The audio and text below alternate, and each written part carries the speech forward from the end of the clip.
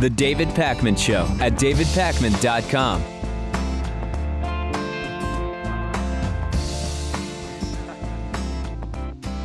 A little less than 3 weeks ago, President Obama warned congressional Republicans that if they pass NDAA and that if NDAA includes sequester cuts, he would veto it. And some Republicans just did not believe him. He vetoed it at the end of last week. NDAA is, of course, the National Defense Authorization Act. It's a federal law that specifies the budget and expenditures of the United States Department of Defense.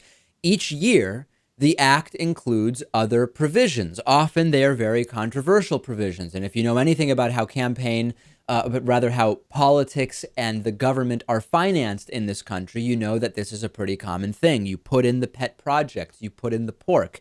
And President Obama gave a very short statement before vetoing it. He outlined 3 areas of NDAA that he felt forced him to boycott it. Here are quotes from his statement. Number 1. It keeps in place the sequester that is inadequate for us to properly fund our military in a stable, sustained way that allows all of our armed forces to plan properly. Number 2, it prevents reforms that are necessary for us to get our military modernized and able to deal with the many threats that are presenting themselves in the 21st century. And third is that the legislation specifically impedes our ability to close Guantanamo Bay in a way that I have repeatedly argued is counterproductive to our efforts to deal with terrorism around the world. There are actually many more reasons why President Obama was right to veto the bill. The NDAA would have expanded the National Sea-Based Deterrence Fund, which basically allows the Navy to pay for a whole bunch of missiles outside of its own budget. The way it was worded would say, okay, here's the budget for the Navy, but if you want to buy these missiles, don't even worry about the budget. You can go above the budget and you can just spend even more. Doesn't sound very fiscally conservative to me. The bill also contains several provisions regarding ballistic missiles and defense, and that some policies that conflicted with the Pentagon's own policies. For example, it authorized the Department of Defense to buy 18 additional Aegis missiles, or 45% more of these missiles than the military even believes it needs. Lewis, if you've ever seen a bigger pandering to defense contractors, it's that. Yeah, I think no matter what happens, defense contractors are going to be happy. This isn't going to change that. But yes, of course, when you read the details, it does sound rather absurd. And lastly, President Obama didn't mention this specifically, but the bill would also prevent the Defense Department from conducting another round of military base closures, even though the military is considered to, by conservative estimates, have 20% excess of bases right now around the world, costing American taxpayers billion upon billion dollars.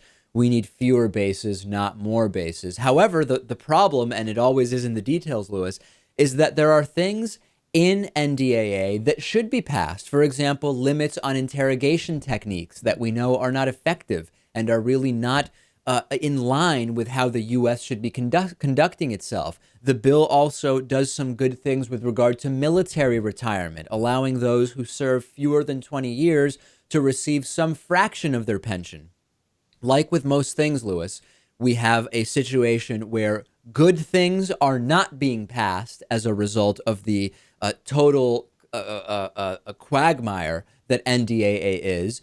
And at the same time, we have all sorts of pet projects and nods to big corporations and defense contractors, which seem inextricably coupled to the broader bill. Yeah, there are no laws that state that things need to be passed as part of these giant packages and bills, right? Course. I mean, of course, these could be passed individually if there was actually a will to do so in Congress. But for some reason, this country is obsessed with having these gigantic bills and packages that's loaded with crap. And maybe that's just part of the compromise. Yeah, I mean, it's the politicians who are obsessed with that. I don't think there's any desire from American citizens to say, yeah, let's wrap up bills so that we can't possibly distinguish between the good stuff and the bad stuff. That's not something that voters are clamoring for, right? This is a very specific decision proactively made by our elected officials to continue the status quo of the disastrous funding system that we have for our government and for defense. And we've been talking about it, and we're going to continue talking about it. You probably haven't heard this, but the U.S. Department of Justice issued a memo very late last week, which contains new guidelines for stating that it will pursue the prosecution of individual employees and not just their companies with regard to the financial crisis in 2008. We've been wondering for a long time, Lewis, why aren't we seeing the prosecution of individuals involved in all of the actions that precipitated the 2008 financial crisis? This memo was basically ignored by corporate media. It was sent to all U.S. attorneys general. The rules outlined are effective immediately. Quote, one of the most effective ways to combat corporate misconduct is by seeking accountability from the individuals who perpetuated the wrongdoing. Such accountability is important for several reasons. It deters future illegal activity.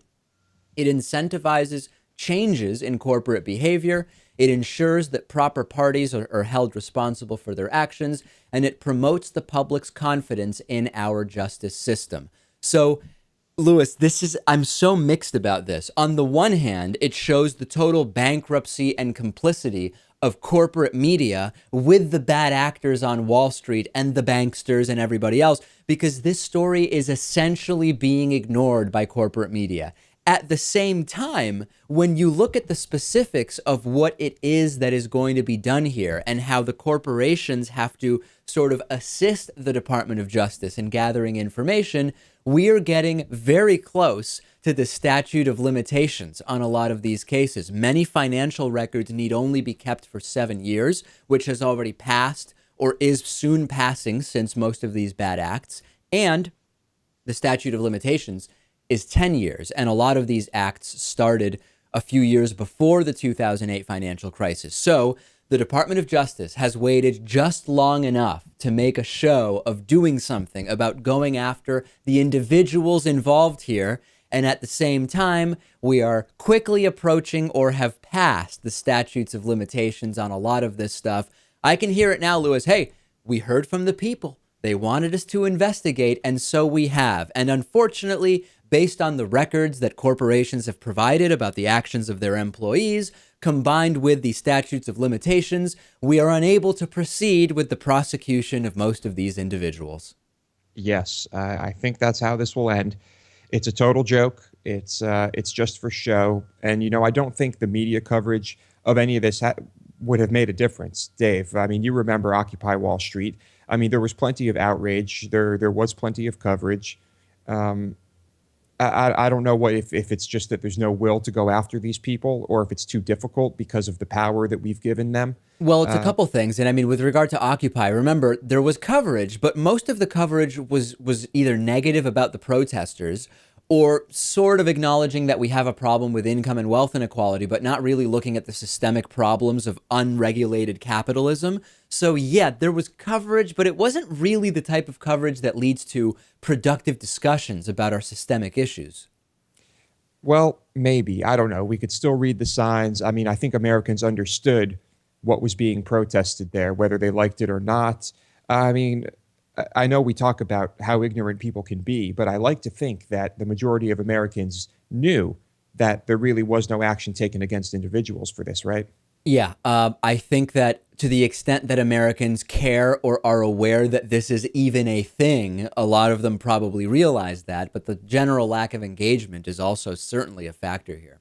Let's talk about Argentina. My home country of Argentina had elections yesterday. The results are fascinating. Now, if you've been watching our show for any length of time, you probably have heard me talk about one of the, even for Argentinian standards, one of the highly corrupt administrations of the current president, Cristina Kirchner. There were three main candidates in yesterday's presidential election. One candidate is Daniel Scioli, who is essentially a puppet of the current president, Cristina Kirchner, as I mentioned, a highly corrupt official in a long line of Argentinian corruption.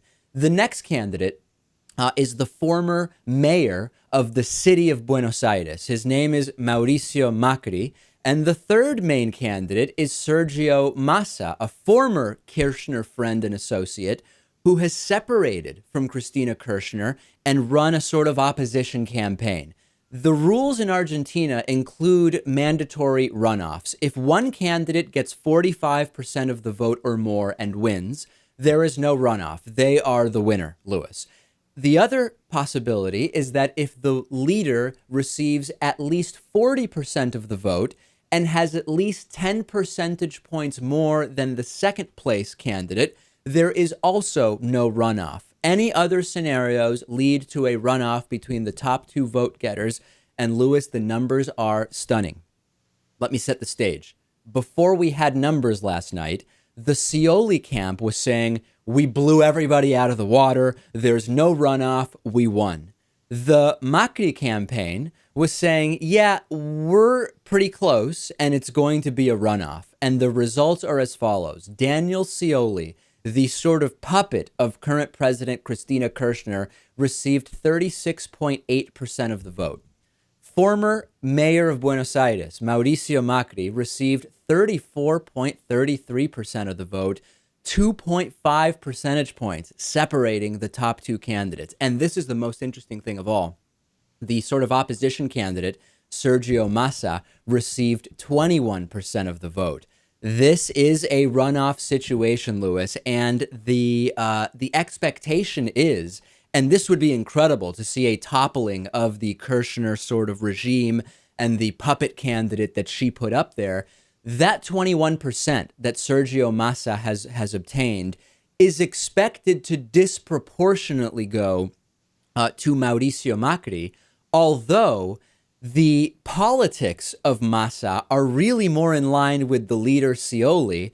Macri considered more of a moderate or right-wing candidate, but many people, Lewis, very sick of the sort of status quo of the Kirchner administration. So we may see a coalition of progressives and moderate to right-wingers, to the extent that they exist in the very progressive country of Argentina, join forces to oppose the puppet prop candidate of the current president. It is fascinating what is going on. My family is going nuts. As I've mentioned before, Lewis, members of my family split between pro-Cristina and anti-Cristina. We will see what happens with the runoff. Yeah, after everything we've talked about over the years about Kirchner. Yeah. I don't live in Argentina, Dave, and I'm not an expert on the politics there. But I would like to see someone not in any way affiliated with Kirchner become the new president. At a family gathering over the summer in Argentina, there was like an announcement made that we will not be discussing politics. We will not be discussing internal presidential politics. We will not be discussing politics of the Middle East, another hot topic in my family. And you should have seen the reaction in the room, Lewis, when it was mentioned that my brother was at the time getting his master's degree in Israel. These family gatherings have become very contentious, where we now have ground rules. That's incredible. I'm glad I've never had to institute any ground rules like that for, during my family get-togethers. All right, well, we're going to continue covering it. The runoff is happening. We will take a break. I'm on Twitter at @dpakman. Lewis is on Twitter at Lewis Motamedi. The David Pakman Show at davidpakman.com.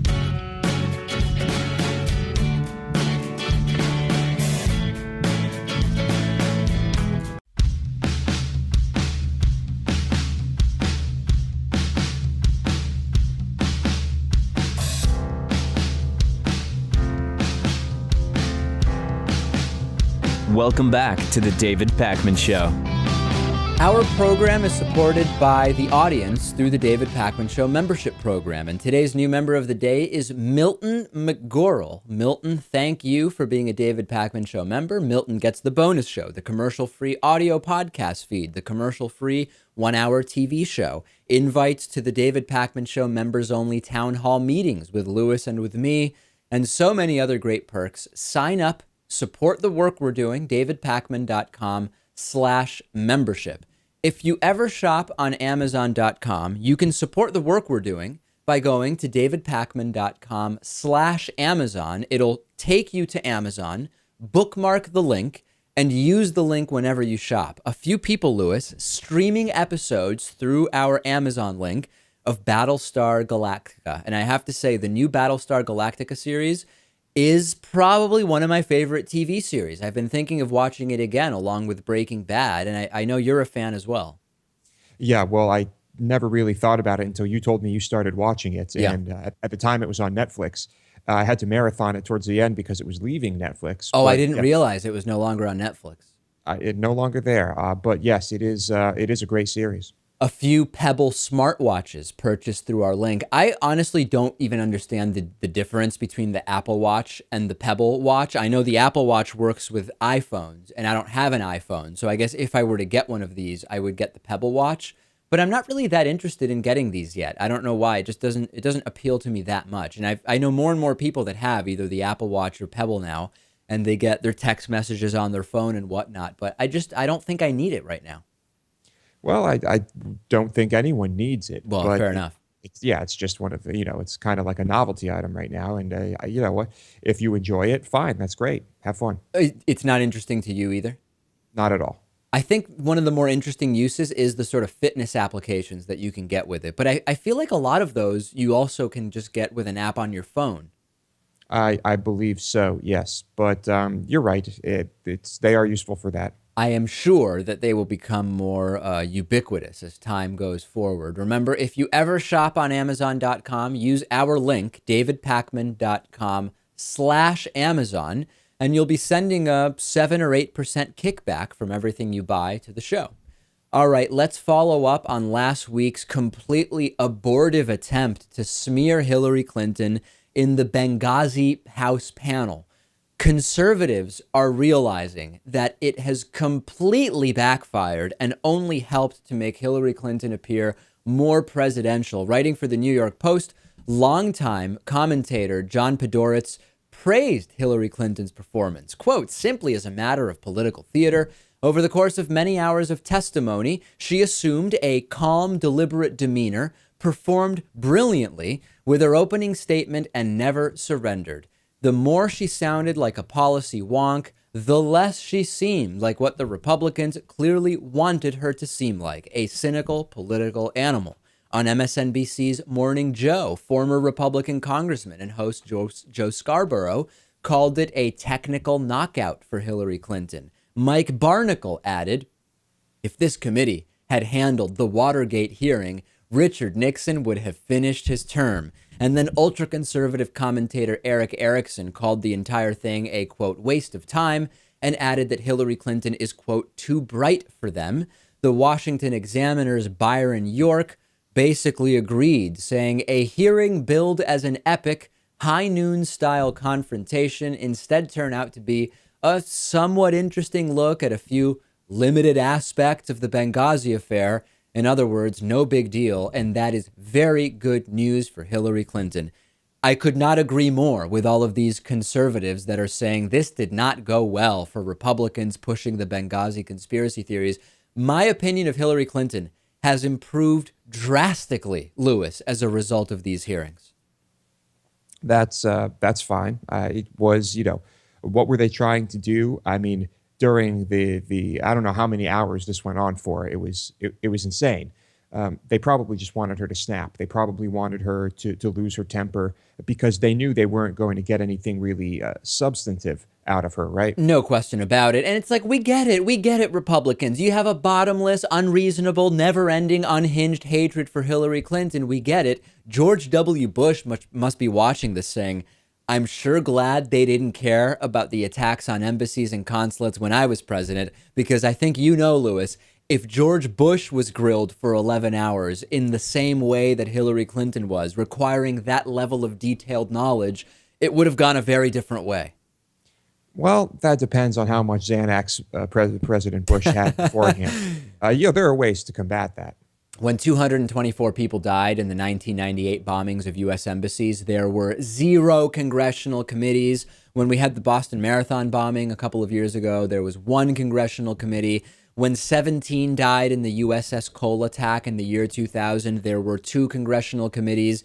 Even when almost 3,000 people died in the 9/11 attacks, there were 2 congressional committees, and we have had 8 for the Benghazi attacks. That tells you a lot, doesn't it? It does, but we have had Republican control in some areas of our government for some time. And well, I don't know. I guess this could have happened without Republican control, Dave, but it's a witch hunt. When we look not only at the 11 hours of testimony that Hillary Clinton gave in that bogus panel last week, but also at the 13 hours that followed the testimony, you will see that this truly backfired on Republicans looking to smear Hillary Clinton. When you look at the money, cash poured in to the Hillary Clinton campaign immediately after her testimony, according to their communications director, Jennifer Palmieri, between 9 p.m. and 10 a.m. the following morning, starting right after the end of that Hillary Clinton hearing, they had their best fundraising period. And if you look, Lewis, just at the hour from 9 p.m. to 10 p.m., that was their best fundraising hour in the history of the campaign for the many months that it has been going on so far. Clearly, people watched it and either came away thinking they're going after Hillary unfairly and I'm going to donate to her, or, wow, she sits there and a panel of Republicans hammer her for 11 hours and she comes out unscathed. This makes her seem presidential. I now support Hillary Clinton, and it has been an utter and total backfire. She now has surpassed the 500,000 donor mark. This is everything Republicans were wanting to avoid, and it is happening. This is great, Dave. I mean, I hope it doesn't hurt Bernie too much, but I think that the people have spoken, right? I wouldn't have expected this, though, to be honest. I mean, I knew she would do well. I knew it would backfire, but I did not predict this. The level of backfire is truly amazing. And as I've mentioned, I support Bernie Sanders over Hillary Clinton on many important policy issues.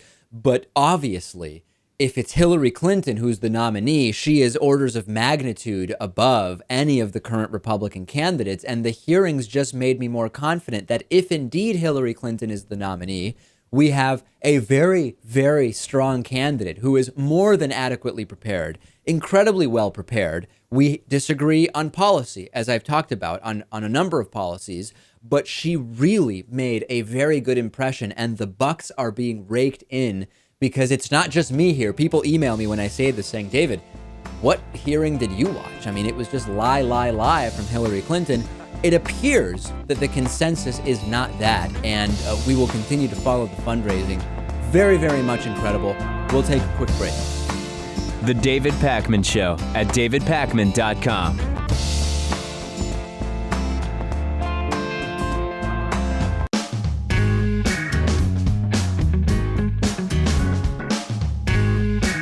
Welcome back to the David Pakman Show. I'm joined today by Michael Wood Jr., who's a former police officer with the Baltimore Police Department, a whistleblower on misconduct that he saw during his time there. Michael, it's so great to talk to you. You caused this storm on social media when you started tweeting about some of the examples of police misconduct that you say you witnessed while you were on the Baltimore police force. Set the stage for us. When did you become a police officer at Baltimore, and how long was your tenure there?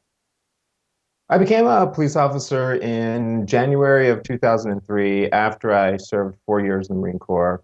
I was about 23 years old, and I just wanted to go be an urban cop and went into the police department, went through patrol, did foot patrol, did it in a car, worked bad neighborhoods, worked good neighborhood. Well, that's even a weird thing to say in itself. I worked low crime areas and high crime areas. Worked narcotics in plain clothes and what's called a knocker. And then I did major case squad stuff. And then I was a sergeant in the Eastern District where I ran a squad and occasionally the shift in the Johns Hopkins area, one of the higher crime neighborhoods in the world. And what would you say, you said you wanted to work in an urban police force. What are the main differences or characteristics that make working in an urban police force different from maybe in smaller towns or other parts of the country? So for me, I'm thinking nothing but fun. It's where the action is. It's where you're going to get a lot of the calls. It's where you're going to, a cop in a high call volume city like Baltimore is going to get experience in a year that most cops in this nation don't have in their entire careers. So it's about being in the heat of things. That's why I went into the Marine Corps and not into the Coast Guard. I wanted to go into the heat all the time. So that's why I wanted to go to urban. And from being in the military, I didn't want to travel anymore. So things like the CIA and the DEA and stuff like that were off the table. I didn't want to do that. So talk to us generally speaking, and then we'll drill down into some of the specifics of the types of misconduct that you started to observe when you were on the force, and sort of the awakening that you had to what the policing tactics were.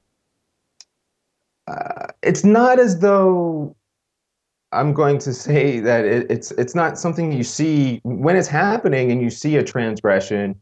You don't think of it as a crime or something like that. You think of it as those bad people that almost anybody has in any job. So you're just thinking, oh, that guy's an asshole. That guy did this. He has his problems, or she has her problems.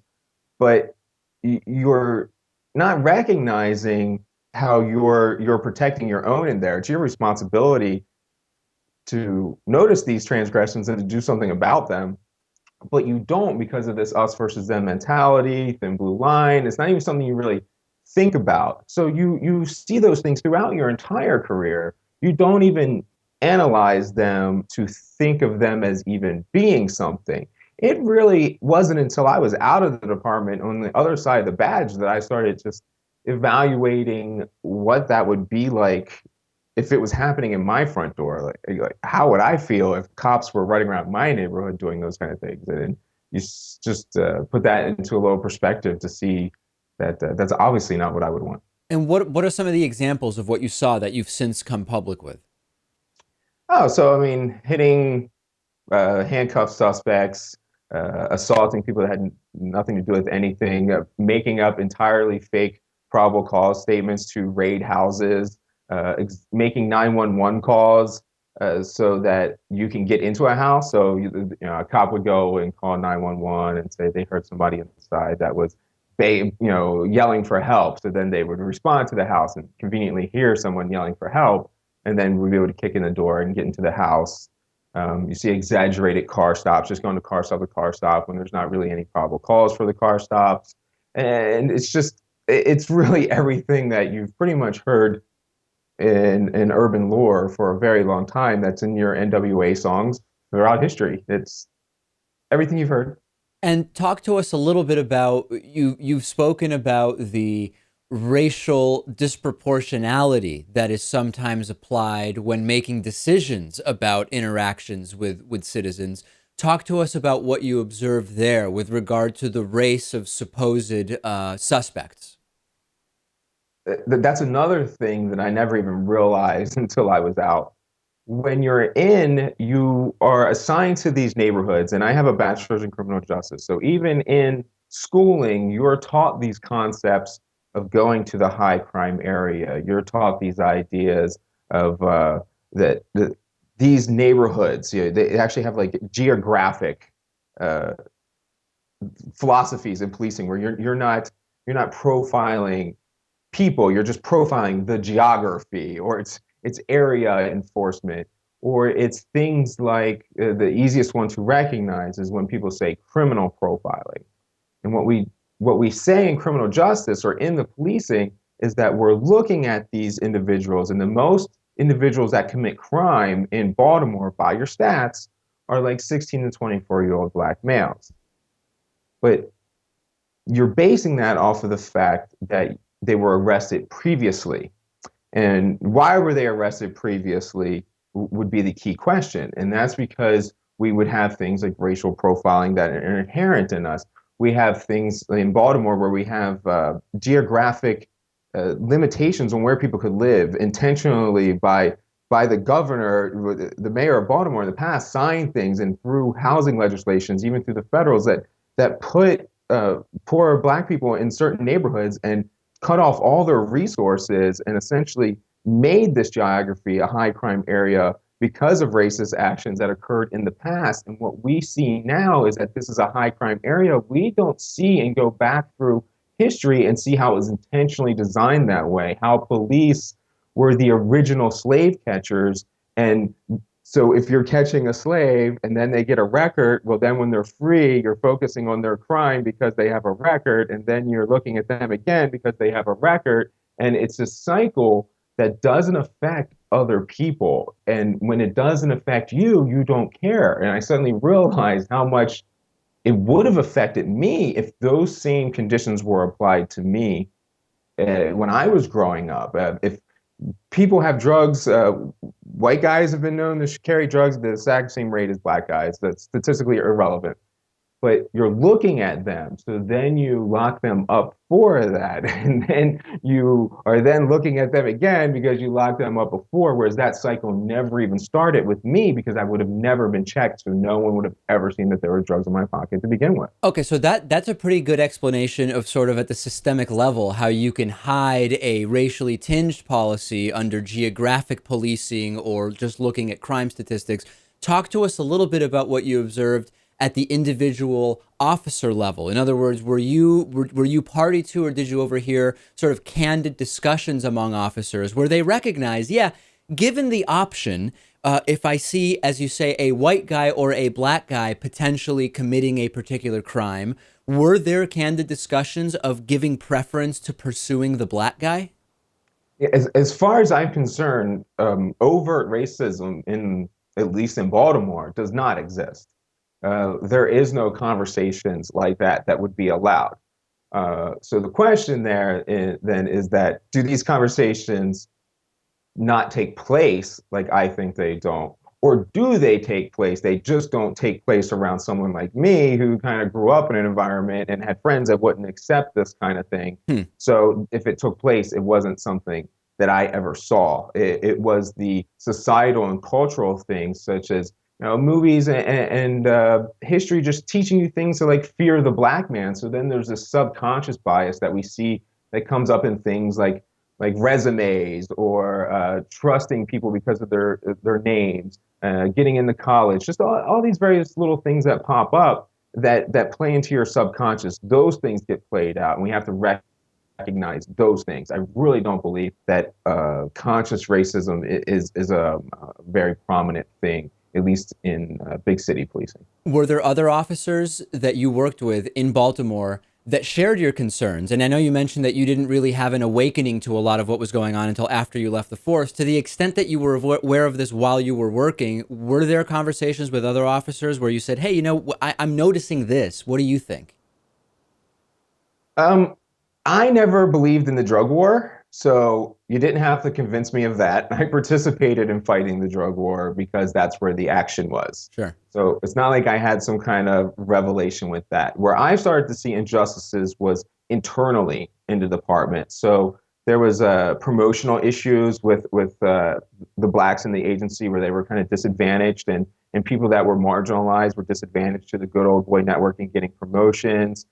They would punish black officers more harshly than they would punish white officers when they went through the IID system. So I really started to see the injustices there, and I started to fight a lot of the injustices while I was in that were internal that I recognized.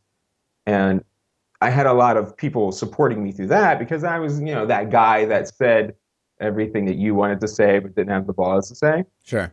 And but when it comes to like assaults and violations on the street, you would see things and you would be like, that guy is a butthole. Why did he have to do that? But like the discussion never took place. Like, we would tell them to stop, but it was never like, oh, I'm going to turn them in for something like that. So it's not like I wonder what they're really talking about now that I've come out and kind of laid this out in a very easy to understand kind of way, what the conversations are like. But when I was there, a lot of us knew that the drug war was futile and things like that, but we didn't see the big systemic picture. All right, Michael Wood Jr., former officer with the Baltimore Police Department. Thanks so much for sharing your story and talking to us about your experience. No problem, David. The David Pakman Show at davidpakman.com.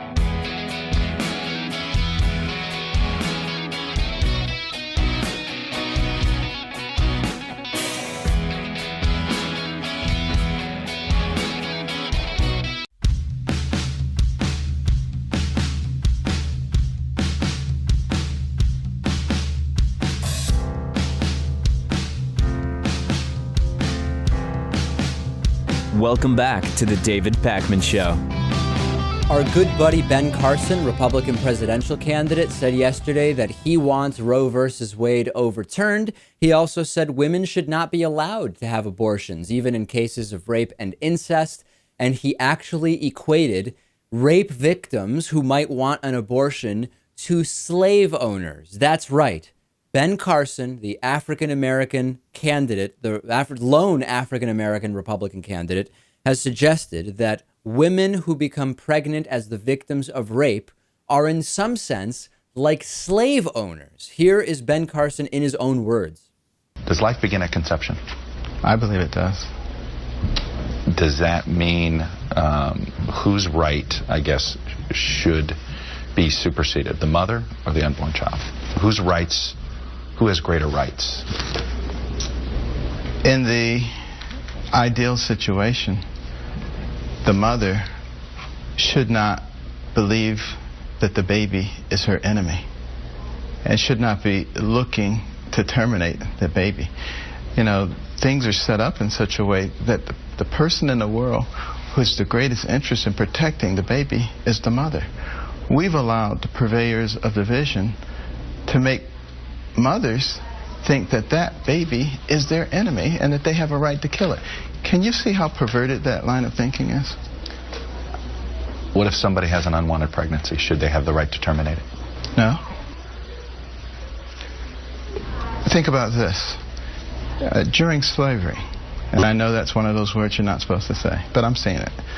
During slavery, a lot of the slave owners thought that they had the right to do whatever they wanted to that slave. Anything that they chose to do.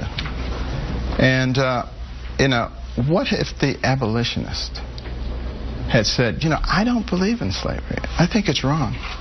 But you guys do whatever you want to do. Where would we be? Definitively. Do you want to see Roe v. Wade overturned? Ultimately, I would love to see it overturned. I'm increasingly convinced that something is medically or psychologically wrong with Ben Carson. It just nothing that he is saying makes any sense. And that combined with this sort of downer delivery is increasingly concerning to me. And I like how he says, you aren't supposed to use the word slavery. Actually, Ben, it's fine to say slavery. It's less fine to say that a woman seeking legal medical services is like a slave owner. I think that's where you're sort of crossing the line. I think that he feels safe saying this because as a black man, like maybe somehow he's able to make these ridiculous comparisons and use slavery and get away with it. But it doesn't make it any less insane and crazy. How original and shocking that a Republican doesn't want women to have freedom of choice over their own bodies. I'm just so shocked. Yeah, I think, and his delivery, once again, is really strange in this. You're right. I think, but Dave, we've discussed this before. When you, in our opinion, or in your opinion occasionally, when someone is so religious and so fanatic over it, you say, is this mental illness? He would give the most bizarre State of the Union addresses. Can you imagine? The State of the Union is strong. I know you're not supposed to say slavery, but my presidency is much better than slavery. I mean, it would just be a party if this guy was president. Well, can you imagine, when Obama takes the stage after one of those mass shootings or some type of disaster, a natural disaster? Can you imagine what Ben Carson would look like on that stage and what he would sound like?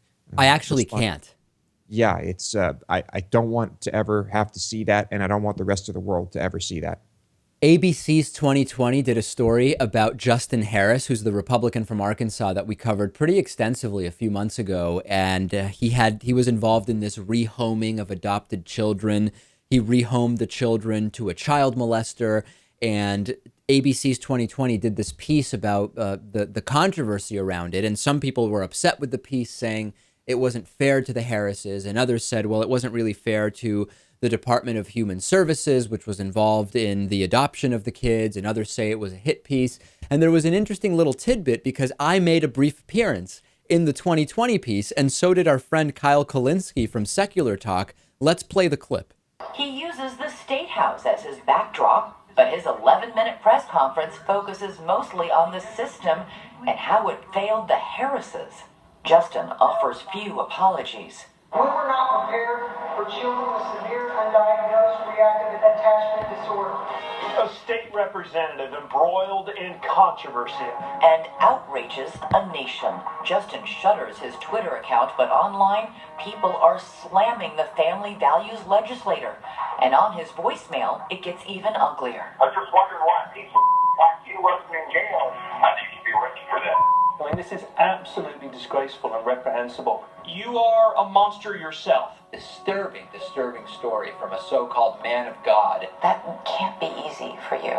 It's not easy, but People wondering if they contacted me, if I had any idea that we were going to be included in that. Absolutely not. They just used it, and that's absolutely fine with me. And it's a very important thing because right now, Lewis, we're in the middle of this fair use crisis where, as I've told you, we go out of our way not to use local news clips on our show, not to use clips from the NFL, not to use clips from these sort of troll copyright services like Jukin Media, because they, although I believe incorrectly file copyright claims against us, they do it, and it really is bad for our channel. It makes it so that our YouTube channel can't function normally.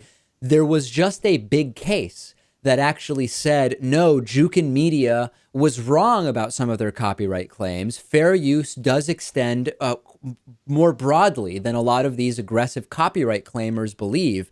And I don't care. Obviously, I have no recourse. If I didn't like what 2020 did, they used a clip of our show in a broader piece that did much more than just repeat a clip of our show.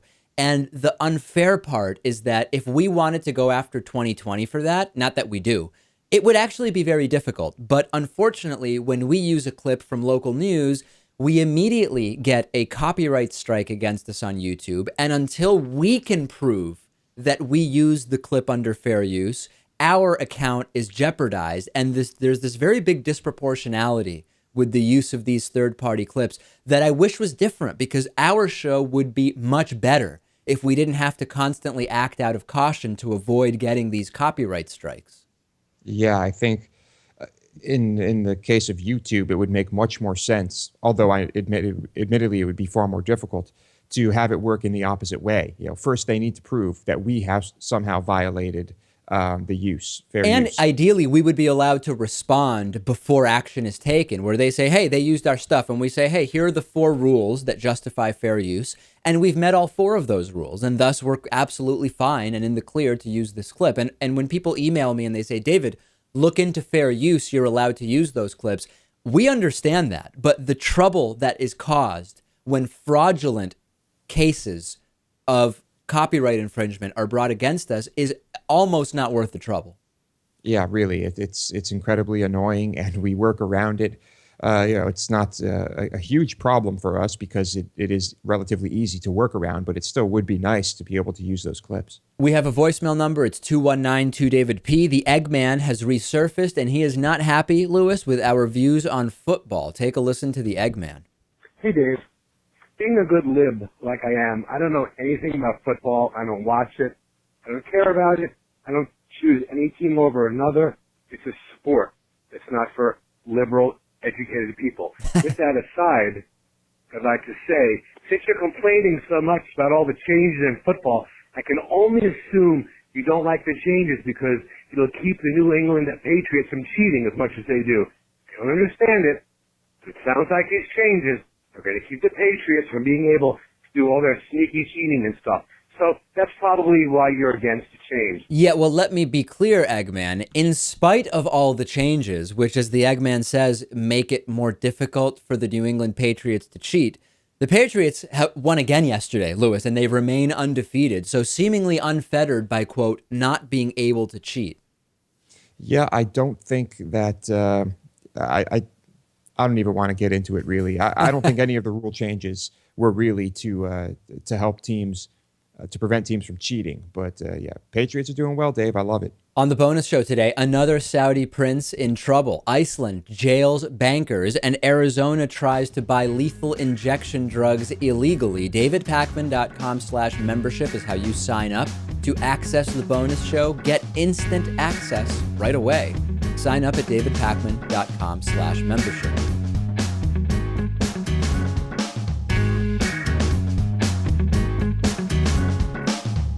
The David Pakman Show at davidpakman.com.